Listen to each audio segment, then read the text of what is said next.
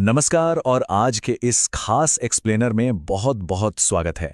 आज हम एक ऐसी रहस्यमयी और अदृश्य शक्ति के सफर पर निकलने वाले हैं जो हमारे चारों तरफ मौजूद है। जी हां, हम बात कर रहे हैं इलेक्ट्रिक चार्ज यानी विद्युत आवेश की। तो बिना किसी देरी के चलिए इस रोमांचक सफर की शुरुआत करते हैं। बचपन में एक जादू तो सबने देखा होगा। सूखे बालों पर रगड़ने के बाद एक साधारण सी प्लास्टिक की कंघी अचानक कागज के छोटे छोटे टुकड़ों को अपनी तरफ खींचने लगती है ना? रोजमर्रा की ये घटना दिखती तो बहुत आम है, लेकिन क्या कभी सोचा है कि इसके पीछे असल विज्ञान क्या काम कर रहा है?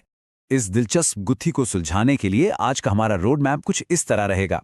हम एम्बर के प्राचीन जादू से शुरुआत करेंगे, आकर्षण के नियमों को समझेंगे, फिर बेंजामिन फ्रैंकलिन और परमाणुओं की दुनिया में गोता लगाएंगे, इलेक्ट्रॉन ट्रांसफर का खेल देखेंगे और आखिर में जानेंगे कि कैसे इसी स्थिर विद्युत का इस्तेमाल मॉडर्न पेंटिंग में किया जाता है। तो चलिए पहले खंड की तरफ बढ़ते हैं, एम्बर का जादू। विद्युत या इलेक्ट्रिसिटी को समझने की ये कहानी आज की नहीं है, बल्कि सदियों पुरानी है। लगभग 600 ईसा पूर्व प्राचीन यूनान में थेल्स नाम के दार्शनिक ने पहली बार देखा था कि जब एम्बर को ऊन से रगड़ा जाता है तो वो हल्की चीजों को अपनी ओर खींचने लगता है। वहां से लेकर 1700 के दशक में फ्रैंकलिन के नामकरण और 2026 तक के हमारे एडवांस्ड इंडस्ट्रियल इस्तेमाल तक ये सफर सच में हैरान कर देने वाला है। तो असल में ये जादू है क्या? विज्ञान की भाषा में इसे स्थिर विद्युत यानी स्टैटिक इलेक्ट्रिसिटी कहते हैं। ये एक वो घटना है जहां चीजें महज घर्षण या रगड़ने की वजह से हल्की वस्तुओं को अपनी तरफ खींचने की ताकत हासिल कर लेती हैं। जब एम्बर या प्लास्टिक को रगड़ा जाता है तो वैज्ञानिक इसे पदार्थों का विद्युन्मय यानी इलेक्ट्रीफाई होना कहते हैं। अब आते हैं दूसरे खंड पर, आकर्षण के नियम। अब ये अदृश्य ताकतें काम कैसे करती हैं, इसे समझने के लिए क्लासिक प्रयोगों पर नजर डालना बड़ा दिलचस्प है। मान लीजिए रेशम से रगड़ी हुई एक कांच की छड़ को धागे से लटका दिया। अब अगर बिल्कुल वैसी ही एक और चार्ज्ड कांच की छड़ उसके पास लाएंगे तो वो एक दूसरे को दूर धकेलेंगी, यानी प्रतिकर्षण। लेकिन कहानी में ट्विस्ट तब आता है जब उस कांच की छड़ के पास एक चार्ज्ड प्लास्टिक की छड़ लाई जाती है। तब वे एक दूसरे को तुरंत अपनी ओर खींच लेती हैं। और इन्हीं प्रयोगों से निकला एक सबसे बुनियादी और महत्वपूर्ण नियम, वो ये कि एक जैसे आवेश हमेशा एक दूसरे को दूर धकेलते हैं, जबकि अलग अलग आवेश एक दूसरे को अपनी तरफ खींचते हैं। और हां, एक बात और, अगर इन दोनों विपरीत आवेश वाली चीजों को एक दूसरे से छुआ दिया जाए तो इनका असर बिल्कुल खत्म हो जाता है, ये पूरी तरह से न्यूट्रल हो जाती हैं। चलिए अब तीसरे खंड की ओर बढ़ते हैं, फ्रैंकलिन और परमाणु। इस पूरी कहानी को नया मोड़ दिया अमेरिका के मशहूर वैज्ञानिक बेंजामिन फ्रैंकलिन ने। उन्होंने ही इन ताकतों को धनात्मक यानी पॉजिटिव और ऋणात्मक यानी नेगेटिव का नाम दिया। दरअसल मास यानी द्रव्यमान की तरह ही इलेक्ट्रिक चार्ज भी हर पदार्थ का एक बहुत ही मौलिक अंदरूनी गुण है। ये एक अदिश राशि है और इसे मापने की जो स्टैंडर्ड एसआई इकाई है उसे कूलम कहा जाता है। अब इस चार्ज की असली जड़ तक पहुंचने के लिए हमें परमाणुओं के अंदर झांकना होगा। वैज्ञानिक परिपाटी के अनुसार परमाणु के अंदर मौजूद इलेक्ट्रॉन को हमेशा ऋणात्मक यानी नेगेटिव चार्ज माना जाता है और प्रोटॉन को धनात्मक यानी पॉजिटिव चार्ज माना जाता है। तो फिर सवाल उठता है कि सामान्य स्थिति में कांच की छड़ न्यूट्रल क्यों रहती है? जवाब बहुत ही सरल है, परफेक्ट बैलेंस। हर एक परमाणु में प्रोटॉन और इलेक्ट्रॉन की मात्रा एकदम बराबर होती है, बिल्कुल 50-50% का शानदार संतुलन।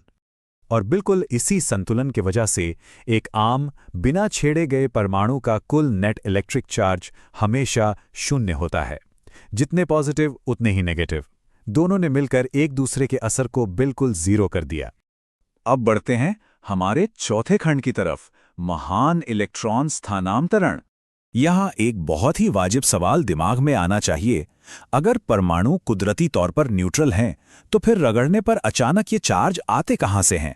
आखिर पर्दे के पीछे ऐसा कौन सा खेल चल रहा है? इसका जवाब छिपा है ऊर्जा के लेन देन में। जब कांच को रेशम से रगड़ा जाता है तो सबसे पहले इस घर्षण में थोड़ी ऊर्जा खर्च होती है। इसी ऊर्जा की वजह से कांच की छड़ के परमाणुओं से कुछ इलेक्ट्रॉन टूटकर अलग हो जाते हैं। और सबसे मजेदार बात, ये टूटे हुए इलेक्ट्रॉन कहीं गायब नहीं होते, बल्कि इन्हें रेशम के कपड़े के परमाणु तुरंत अपनी ओर खींच लेते हैं, या यूं कहें कि चुरा लेते हैं। तो नतीजा क्या निकला? कांच की छड़ ने अपने इलेक्ट्रॉन खो दिए, जिससे उसका संतुलन बिगड़ गया और उस पर पॉजिटिव चार्ज आ गया। दूसरी तरफ रेशम के कपड़े ने उन एक्स्ट्रा इलेक्ट्रॉनों को लपक लिया, जिससे वो नेगेटिव हो गया। अब दोनों का बैलेंस टूट चुका है, और क्योंकि दोनों पर अलग अलग चार्ज हैं, इसलिए अब ये दोनों एक दूसरे को चुंबक की तरह आकर्षित करेंगे। और अब हम पहुंच गए हैं अपने आखिरी खंड पर, स्थिर विद्युत से पेंटिंग। अब एटम की इस दुनिया से बाहर निकलकर देखते हैं कि कारखानों में इस विज्ञान का कितना जबरदस्त इस्तेमाल होता है। इलेक्ट्रोस्टैटिक स्प्रे पेंटिंग का ही उदाहरण ले लीजिए। इसमें जिस मेटल के ढांचे पर पेंट करना होता है, उसे जानबूझकर पॉजिटिव चार्ज दिया जाता है। जब मशीन से पेंट निकलता है तो घर्षण की वजह से पेंट की बूंदें नेगेटिव चार्ज हो जाती हैं। अब क्या होगा? वो नेगेटिव पेंट हवा में उड़कर सीधा उस पॉजिटिव ढांचे को खोजता है और उससे चिपक जाता है। इससे पेंट की एक बूंद भी बर्बाद नहीं होती, एकदम परफेक्ट काम होता है। तो देखा जाए तो 600 ईसा पूर्व में थेल्स का उस एम्बर को रगड़ना कोई छोटी घटना नहीं थी।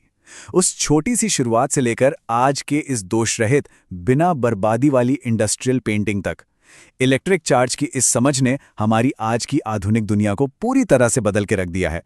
तो इस एक्सप्लेनर को खत्म करने से पहले एक छोटा सा सवाल सोचने के लिए छोड़ जाते हैं। जरा विचार कीजिए, रोजमर्रा की और कौन सी आधुनिक तकनीकें हैं जो पूरी तरह से इस प्राचीन और अदृश्य शक्ति पर टिकी हुई हैं?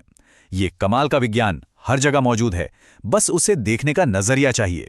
आज के इस एक्सप्लेनर में हमारे साथ जुड़ने के लिए बहुत बहुत धन्यवाद।